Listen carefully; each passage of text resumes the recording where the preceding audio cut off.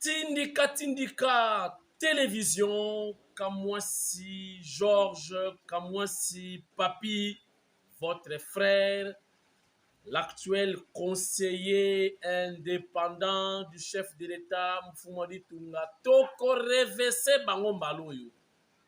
Toko funda bango epa ya papa. Fiston Bahemba. Eza somo, donc toko funda bango epa ya papa, mais tozana besoin pe papa à réagir. Donc, tant et c'est sili. Toko revese bango epa ya papa, toko funda bango epa ya papa. Chers internautes, ngonga ekoki, o eza Kinshasa, mvula eza kobeta, bino na poto mikolo oyo toyebi ke hiver eza kosala makambo nango, awa na Afrique, biso na Congo notamment, mvula na mvula. Tembe ezali, bota la mvula na Kinshasa, ndenge ezali kobeta. Regardez.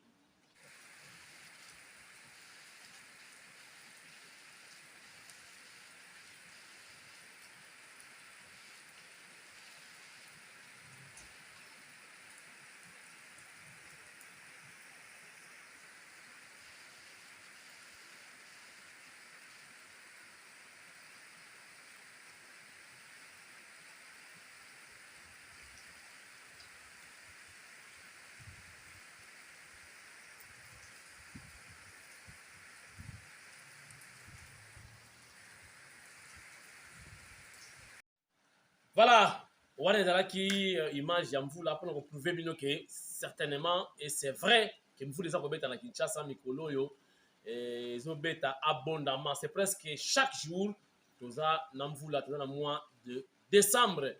Na poto zalaka le 25 décembre, hiver les até, Noël les até. Bisope awa, ceux qui Mvula bêta le 24 ou le 25, ils ont Noël té. C'est comme ça, Nzamba Sala Mokili na ye. Voilà, Ozali Augustin Kabouya, mentor Nangai. Hein? Donc, mentor, moi, si vous voyez, Augustin Kabouya, AK70. Donc, tout ça, marche de santé, samedi, Oyo. Donc, il y a un tout ça, pour immortaliser. Donc, Augustin Kabouya, AK70, Kabouya forever. Vous allez voir, combattant, il y a Kamwa, Gilles Monier, Toza et Belé, Tokotambola, Arlette. Batouza ebele tokotambola na ensemble mpona kopesa nguya na Augustin Kabouya pendant la charge makasi en tant que secrétaire général ya parti munene, le parti a cadre te mais parti populaire, voilà. Donc parti oyo ezali majoritaire na Congo mobimba, parti oyo eza na bato ebele bikolo nyonso basangana. Mais ils ont parti, il y a des cadres. Si vous avez parti, il y a des cadres. Il y a des climats dans la noix. Il y a des balales. Mais le coup a dit parti de masse. Il y a des choses qui sont sambo. Il y a envahir par des peuples. Voilà la force de l'IDPS. M. Komtado Kamba, IDPS, Augustin Kabouya, charge Congo Mobimba. Donc il est secrétaire général, marche Zali. Donc après demain, samedi, tout ça, pour renforcer, pour immortaliser Augustin Kabouya. Na ebisi bino émission comme ya ko dénoncer. To changer système ya communication ou na changer parce que je parle de moi. Na changer système ya communication. Et communication ya ko reverser bango pe ko dénoncer bango et tout ça ko senga mokonza mboka abanda ko réagir positivement et puis rapidement pour l'intérêt général pour Ngongesili. Tobandi na Zambie. Nalobaki makambo ya ambassadeur. Ambassadeur bada ko salisa faci te. Nga pete na kamwa comment faci a sali presque 3 ans. Na 3 ans wana ba DG, ba PDG ya Kabila.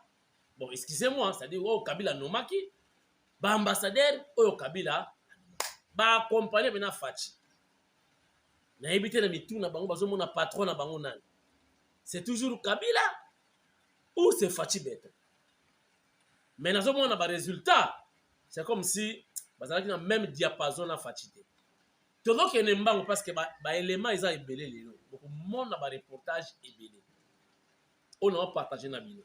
Ya liboso to bani na Zambie, boyoka ezali audio hein? Tokobenga na Zambie rapidement ba expliquer biso makambo ezosalama na Zambie, bandeko na biso bakongolais baza kosouffrir na Zambie, baza kobenga na ambassade nayebisi bino matoyi ya kokanga mawatro boyoka audio oyo na tindika télévision euti Zambie, bato bakomi kodénoncer, bato bakomi kopesa baconseil epa na ngai mpona pesa grand prêtre. Donc conseiller indépendant autoproclamé na nko Papi Kamwasi po tosalisa mokonzi ya mboka musapi moko esokolaka elongi te. Bolanda audio oyo euti na Zambie. Écoutez. Bonsoir Kamwasi, ezali ngai Blaise na Zambie. Nasali msala na zaki nazosala mikolo na kasumbalesa me naza toujours na cadre ya diaspora toza wana mpona kobanda kodénoncer. Eza na makambo esalami mikolo na niveau ya Non, excusez-moi, voilà, je vais continuer, hein. Excusez, sorry, ah, voilà, Zambie, il est là, attendez, na niveau ya Zambie ezwaki ba ville presque bandaki na Lusaka ekiti Ndola eye Chingola awa eza na Chilila Bombwe, ezali ville oyo eza presque à quelques kilomètres na Kasumbalesa okotambola ta makolo blo mwandenge wana. Alors bazambien kotoyo bakongole bamingi oyo bakimaka epoke ya nani ya bibankole babitumbu ezalaki na Congo, bakongole na bakasaye na baluba. Alors bamingi bazala kotoyo. Alors problème esalami mikolo oyo basali bouclage moko boye seke congolais awa na Zambie ndenge nazoloba na yo akomo ndire couple ya baimmigration. Soki bakangi bango barefulaka bango te ndenge tomonana na mboka mosusu bakangi batu ebele bazongisi bango epa na bango te. Awa soki bakangi bango bazwaka bango batie bango quelque part bafixe montant moko boye batie neti oyo ya lelo oyo bande kosenga bango ba 10 millions. C'est que bakotelaki bakongolais depuis lundi na 4h du matin basali bouclage tina vie oyo tobengaka Sunzu aza na bana na ye azaka gardien Mazembe me abota bana koto bana wana babetaka tina équipe nationale ya Zambie bakangi vie wana bakangi na bakongolais belé. Alors bazofutisa bango ba $700 et puis ceux qui bafuti ndenge wana bakorefule bango na Congo te bakotika bango kaka na Zambie bapanzani bapalangani na bango afin que jour mosusu bakende kokanga bango susu babandolia lara. Alors biloko wana mon cher ezosalama à plusieurs reprises. Ngai ndenge naza témoin oculaire ntango nyonso bakanga bakongolais na essayaka kointerpeller na chancelier na consulat ou soit na ambassade na biso. Mais mon cher, ce qui est pitoyable ba intervention nyonso na bengaki consulat nga moko na yebisi eke bakangi ba congolais belé toza na 21e siècle. Zambie na Congo il y a la coopération bilatérale, il y a la coopération. Alors ceux qui bakangi ba congolais na cadre ya irrégularité zaki muyibite irrégularité makambo ba papier mieux vaut banda kozongisa bango chez biso. Alors ceux qui bazongi chez biso ba pesa bango etumbu to ba ebeloni ba osana bango mais bango bazongisa ba congolais te ba blokaka bango kotoyo. Est-ce que c'est possible na 21e siècle batu babanda kokanga bango na ba prison babanda osala ba 6 ans batu nso banda osala mikolo ebele na prison pona makambo ba papier? Ça c'est l'injustice bilo mo boeza moyen zate. Alors depuis chef de l'état ya tolamusa mouvement ya diaspora na tolamusa tozo dénoncer na makambo ebele pona koluka quand même assistance ya gouvernement congolais pour congolais azwa quand même paix valeur wana. Mais mon cher kotoyo batu na bino nyonso Kabila atikaka nanti ndenge bo maintenir bango ti lelo ils ne font absolument rien mon cher. Akobandaka na ambassade oyeti na ba consulat ya Congo soko pesika message olobaki bakangi ba congolais ba msusu bakangi na ba téléphone na bango zo benga bango bakondima lisusu te na ebite soki ezaka copie ya bango na ba immigration ya koto bo banda ko maltraiter ba congolais.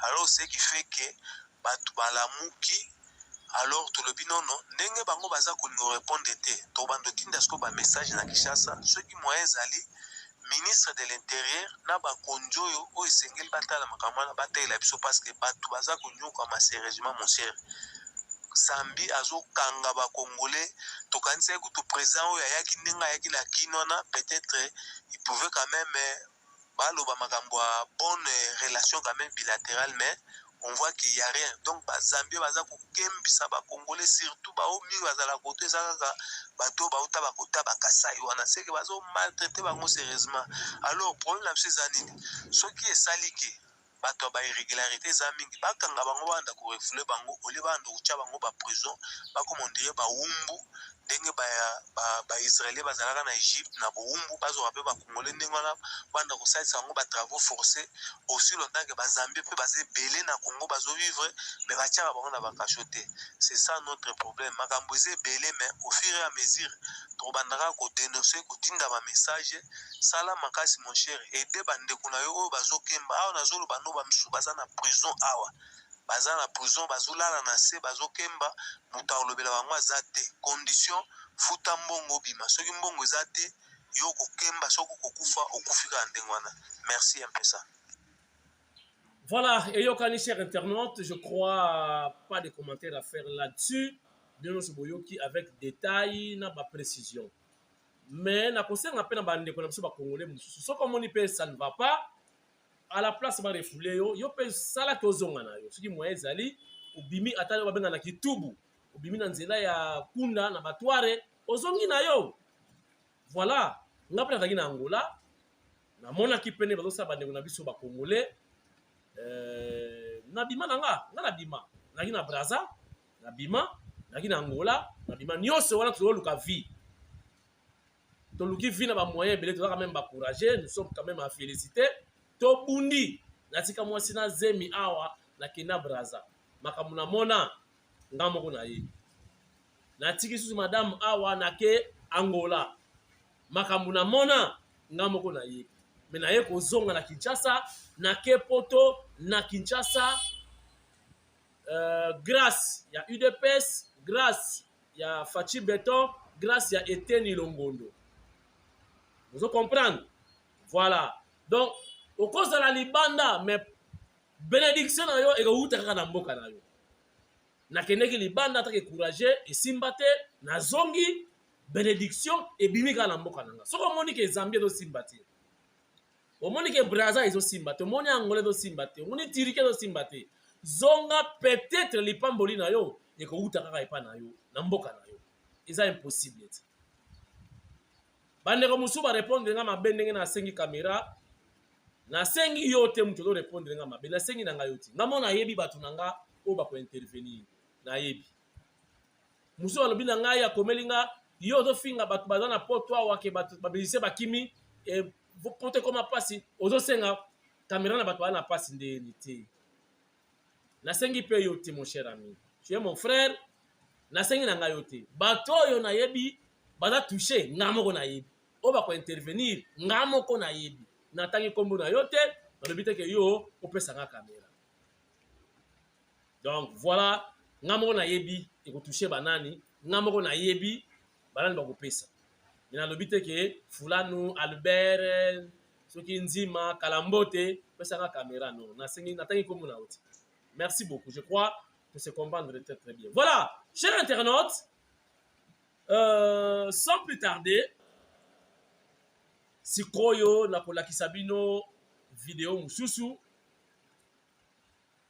ndenge nini na Zambie babwaki basoso ebebi epoli mais congolais ou congolaise alokoti yango asalela yango malewa bolanda video na bokebi nyonso regarde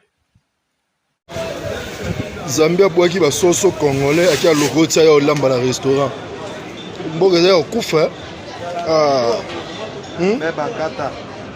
Zambie azwi basoso abwaki na restaurant congolais aki alokoti alamba na restaurant bukari na nini na nkuku ta nkuku ya munene ya 500 francs tala soso nyonso to ya kokufa soso nyonso to eza ya kokufa na Zambie babwaki mais congolais azaki alokoti alamba na restaurant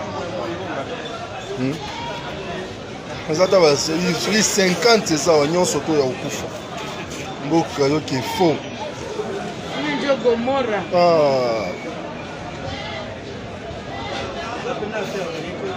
bazobenge batune position eske basoso wana eleki to bakangi mama solo déjà aéropola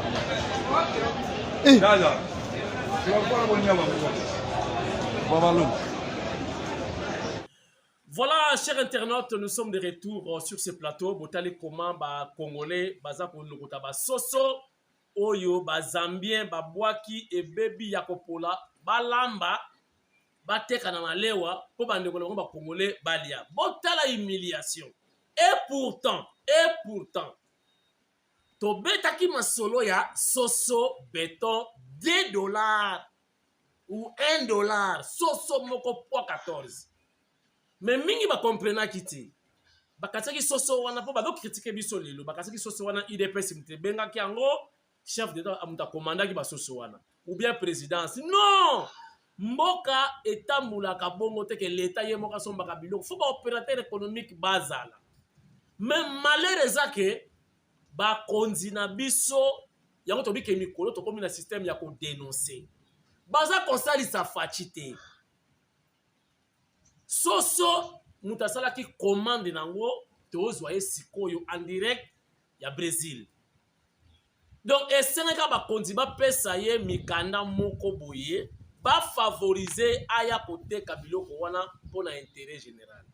Eza ko ba soso pambate, eza ba soso ba viande hachée, ba viande de porc, biloko ebele parce que Brésil mute simbi ba mikile belé na makabetali kolia.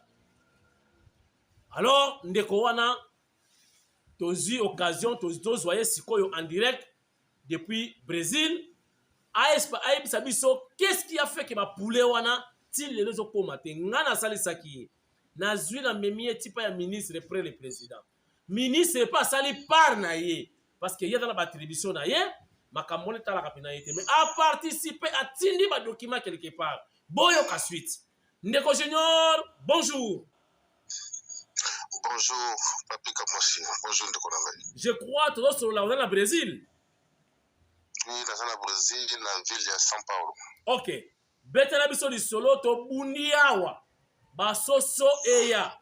To sali par na biso. Mais lelo yo bonne année yango yo. Oyebi ozoyo kadja ba ekondenge ba opérateur économique ba do teleme la fachi, balingo kitsabilo côté, au contraire bilo bezo ko mata chaque jour. Mais yo, aux alliés congolais, on dit qui ote kapule poids 14 na $1 ou $2. Mais yebisa biso, qu'est-ce qui se passe jusqu'à présent? Bilo kezoyate. Bonjour Papi Kamosi, la PC, les Congolais sont beauté. Problème il y a poulet Fatih Béton, ils ont l'initiative, il y a chef de l'État, ils ont l'initiative, il y a Congolais ou tous les Congolais pour te soutenir. Un vrai chef de l'État pour l'associer le peuple congolais. Et je remercie Madame la ministre du Président parce qu'elle a fait un apport appui na projet, mais projet qui n'a qu'il y parce que l'autorité a sur place va dire que c'est une vision chef de l'État. Et tout côté on a des difficultés, même enlèvement pour le projet et qui ne dit pas. Donc projet oui, je crois que l'information est bien même passeport dans la document dans la page qui est sur le pour na projet il faut qu'il m'a Congo parce que projet wana donc balingi bataliate donc vie comme il y a danger. Alors pour les Fatih Béton on peut expliquer dans la moulaï mingité les appelés les alliés tout sur la sociale du peuple congolais na entreprise agroalimentaire brésilien. Nous avons en Angola, na Lufu, partout, en Égypte, nous avons équipé en Congo. Donc, nous avons 14 cartons à $13. sur le marché, ils ont 2500 francs congolais. Alors, tout le monde a des difficultés. Et là, on continue à biso. Batika biso même na Kinshasa na projet, bati Belgique, la société Mouya Soso, baki nous négocier. Et qui n'a qu'à sauter. Tout ça na Kinshasa, tout proposé partout. Même la réserve stratégique. Donc, la question de Saint-Charles, voilà. Tout ça, il sur les places. Le sujet sur les places qui ont tout financé, tout ça, madame, Wayamba Kibiso, na projet. Et ça, les mêmes projets autres qui sont au Congo, je crois dans les jours à venir, quand on a au monde en Cameroun, les mêmes projets au Cameroun, Doctango, Bazuango, les autres Cameroun, Baboulio, les autres Cameroun, Bazolia. À Congo, les projets ne cotatés, les populations. Bando qui baleki, Balingaki social, le peuple congolais, et qu'on va améliorer, c'est le chef de l'État. Et en plus, Bazo Kanisaki, pour être un diaspora fort, il faut toujours la Belgique, ou la France. La ignorance, qui est Brésil, ils ont presque le monde entier. La maïs, la viande de porc, la ngombe, la sauce, presque tout est au Brésil. Pour que c'est un pays qui est à Congo, à Brésil, on laisse le monde entier.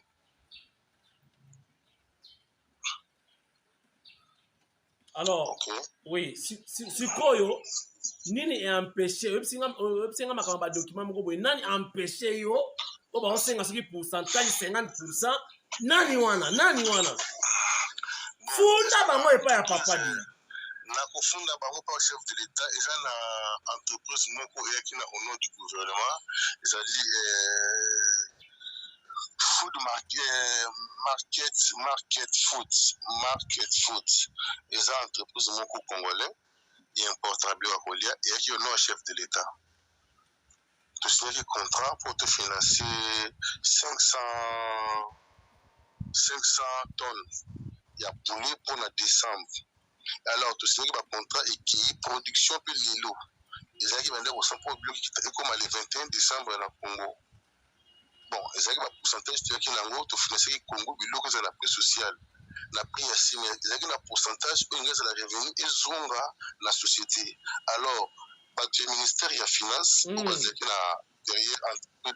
le ministère de l'Économie, il y a 50% de bénéfices. Bozoyoka. Alors, à part que la Congolais, nous avons père de famille. Nous avons un projet de côté, poulet, il y a poulet à 2500 francs. Chez moi, on n'a pas de classe privée. Il faut foutre d'abord minéral. Donc, dans ce projet, on s'est retrouvé. La mec qui peut expliquer, il faut que la radio parce qu'il y a un projet dans Mboka. Pour la Bango, il faut balia parce que la Belgique, Allemagne, il faut balia les bosses bien pour la ciment. Donc, ce dossier est comme qui est maquillé. Ce qui est ensemble, c'est la pose à la population. Là, la sécurité, c'est une importance de mon côté. Et bon, il y a des bénéfices, les collègues bénéfices entre Bango, Bazali, délégué, conseiller chef de l'État, conseiller ministre de la Finance, l'économie et la société, Bango, les bourgeois et bien les bourgeois après. Donc, il faut faire la bonté. Il y a un dossier ici pour les Wana, et pour les Congo, en plus, il y a des candidats qui. Donc, il faut dans la société, où il s'agit plus de 5 ou 10 ans à Congo pour importer les conditions. Merci, où ils allaient, conditions, ils vont faire ma casse. Nous avons besoin de social, il y a peuple congolais en décembre. Balia, pour les mots, on a 2500 francs. Alors, j'étais combattu à tel point. Je crois, je n'ai pas de problème comme les gens comme poulet ou même à Fatih Béton, l'informat qui vient même. La bière qui vient, comme les gens comme les gens poulet, la zone a besoin de sécurité parce que, nous avons mis les parce que pour la projet Oyo et avancé. Et c'est la honte de la Coloba. Donc, bis tous allés, tous à la Brésil, au nom ya social ya peuple congolais toza pris ya soutenir chef de l'État susu ata na 2000 francs toyebi ndenge biloko epimaka awa ndenge ekendaka Angola ndenge ekendaka Egypte tokosala mpe mpona Congo ekendaka badon na social mais ya commerce population congolaise akolia susu akolia viande de porc akolia nyonso na to mon chemin exécuter Junior, c'est quoi la minute où il est impossible de les soucis? C'est fini, donc on va bloquer, mais non. Non, étant que Congolais, toujours il y a sur place, 10 semaines prochaines, toujours il y a. Ceux qui peuvent Congolais aller dans Noël, après même le 8 mars, après même la février, ceux qui va payer une opportunité pour la chef de l'État. Tout expliquer façon ni à convertir situation où on a les gens au Congo et ça situation où il y a volonté au chef de l'État Zanango ce qui et j'ai donné un projet tout ça la commission et ça libanda ya ministère de l'économie ministère de la finance et qui était la sociale ya peuple congolais la proposé qui idée wana on a nini to bana ko luka biloko nyonso oyo ils na moins cher na solde na promotion tout ça la destination nango RDC. Alors, pour ça, on va dire que c'est ceux qui sont les bongo, pour adorer le chef de l'État. Et même la pire conseiller, nous avons fait Biswango. Oh! Abio, vous avez besoin d'adorer, puisque vous avez besoin de population alliée pour Baïnaï. En bon? Oui, donc c'était ça. En bon? Mais ça, c'est grave, ça. Oui. nayebi yo mon cher Junior émission oyo nazosala nyonso bokonza mboka ata l'émission dans son entièreté. Oui, donc puisque tu es au Brésil, toi à São Paulo, tu es la coordination de la diaspora congolaise et travailler trop. Tu es capable de soutenir un chef de l'État, vision naïe associée la plus à Rolia. Mais que c'est trop moins cher. Ce qui va passer une opportunité. Merci Junior. Suite tout cela en dehors de l'émission. Merci. Merci pour la disponibilité pour participer à Tindika. Ah merci papi Kamas, merci. Voilà. Ok, donc c'était là M. Junior depuis Brésil, Bolandi et Nabokebi Nyonso. Ngana kocha commentaire te na biki to ko réviser bango, to ko funda bango et pas ya béton.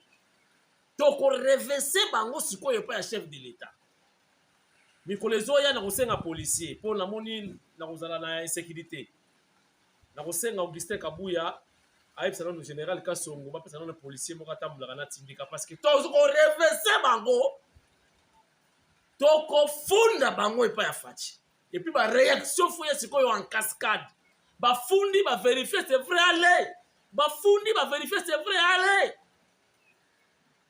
combo non bozoyoka. Est-ce que boyoki bino moko?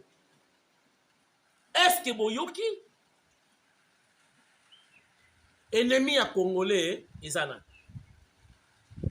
Ennemi à Fachi ezana. Dans cette émission oyo sous la pluie, donc sous la bénédiction.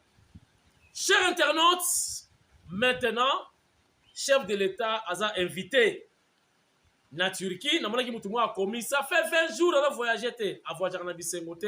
Akendakande aza président de l'Union africaine babengaka ye mpe na batitre wana akendaka mpe bacope c'est-à-dire koluka bainvestisseur koconvaincre bango mpona intérêt général donc akendaka kotambola mpona esengo te mpona yebisaka bino avion elaka nango eloko mabe elaka bien ti avion soki omati kokita nzambe kaka donc kokende nzambe kozonga nzambe donc président mpe ti amataka na avion. C'est-à-dire, Achaka peut vivre en danger. Donc, il y a des sengotés, beaucoup critiquent le voyage, ça n'a pas de sens. Alors que les Turquie, c'est l'invitation à président, il y a Turquie, ils ont Masolo et Belé. Maintenant, on a en image, et puis, Tozongi, to conclure, Tindika, il y a l'élo sous la pluie. Regarde.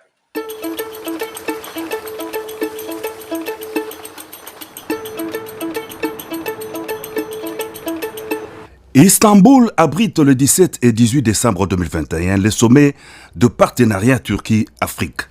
Le président de l'Union africaine, Félix-Antoine Tshisekedi Tshilombo, et président de la République démocratique du Congo et plusieurs chefs d'État et de gouvernements africains prendront part à cette rencontre de haut niveau à l'invitation du président turc Recep Tayyip Erdogan, la Turquie ayant été déclarée un partenaire stratégique de l'Union africaine au cours d'un sommet de l'organisation panafricaine en 2008. Les préparatifs d'accueil des hôtes de marque vont bon train à Istanbul. L'intérêt turc pour le continent africain remonte aux années 2000. Une stratégie de développement des relations commerciales et économiques a été mise en œuvre depuis 2003 et sa percée est spectaculaire. Le nombre d'ambassadeurs turcs en Afrique est passé de 12 en 2002 à 48 aujourd'hui.